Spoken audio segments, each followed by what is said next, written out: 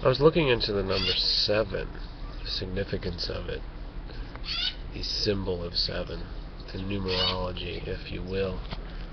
7 is known as lucky 7. There's a lot of mystical implications of 7, but what is the meaning of it? Besides looking at the straightforward math. It's part of the counting, it's after 6, it's before 8. 7 days of the week. There's a really huge clue. It's in the Bible. Our calendar includes 7. Week after week after week. It's so significant that it controls the rhythm of our life still today. So where does it come from? I started researching into the Sumerian culture, their science, their math, their numerology. And I found an interesting link here, so I'll let you read up yourself if you want. And they had 12 Zodiac constellations. So even in the Western astrology that we use today, we still have the Zodiac signs. And I was looking at some of the artwork, and there was a nice little picture. They have something like hieroglyphic or cuneiform type of characters, and it's along with the illustration. And on the left side you have the Capricorn goat fish, aquatic goat, and you have the archer pointing its arrow that way. Looks like it's pointing it right at the Capricorn. So that's Sagittarius on that side. And they give you all the illustrations of each zodiac sign. But this culture of Sumeria is very fascinating because it's so ancient, and apparently even Abraham may have been from Sumeria. Whenever you hear the biblical story and they want to tell you how he separated from his family, his father-in-law, or actually I think his father, there's that legend of how he smashed the idols.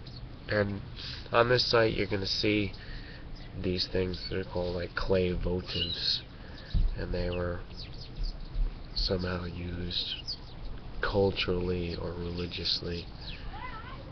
This is the origin of idols. Now we have American Idol on TV, so it's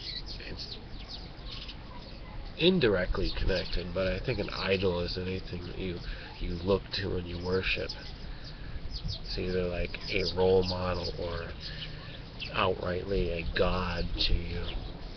You know, children have lots of idols. They look at it as gods because everything seems to be, you know, greater, and they're reaching up to these giants. So a character such as Spider-Man or Batman or Superman is an idol.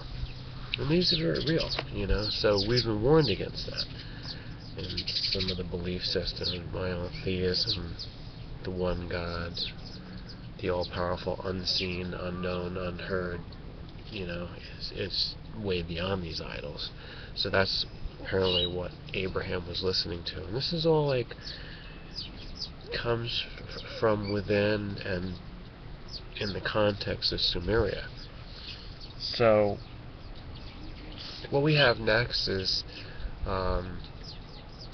Babylon comes to that area. So it evolves or devolves or gets invaded. I'm not sure. You know, there's a lot of debate about it.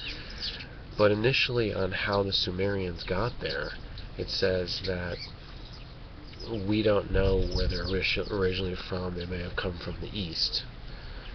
And then it says we know this because it's a different language group.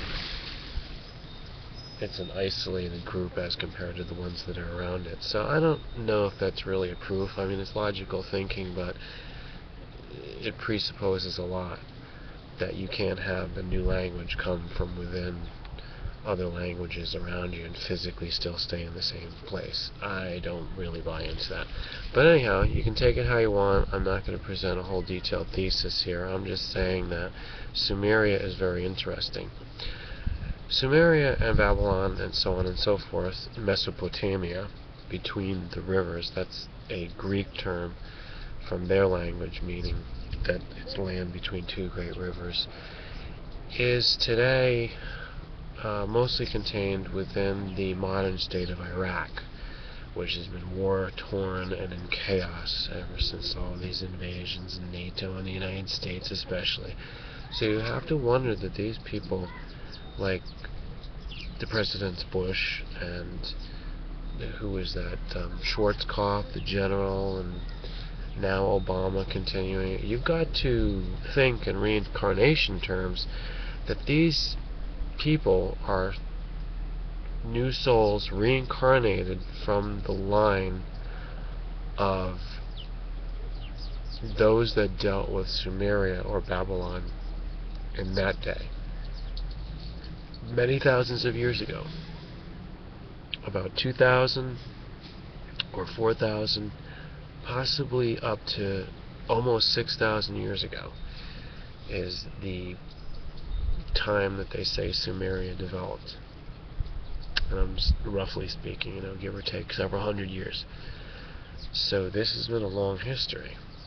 Do I feel like I have any connection with Sumeria? I might have. I don't have a lot of revelation on it, a lot of where I've meditated, but I figure I could have been there at some point. But it was such a long time ago that it's not so prevalent right now. So what are your thoughts on Sumeria and the number 7? All this stuff is very, very ancient. Even the idols and the stories in the Bible about Abraham is very ancient. And we still have influence from it now. We're based upon these things. I think history is fascinating. Thanks for listening.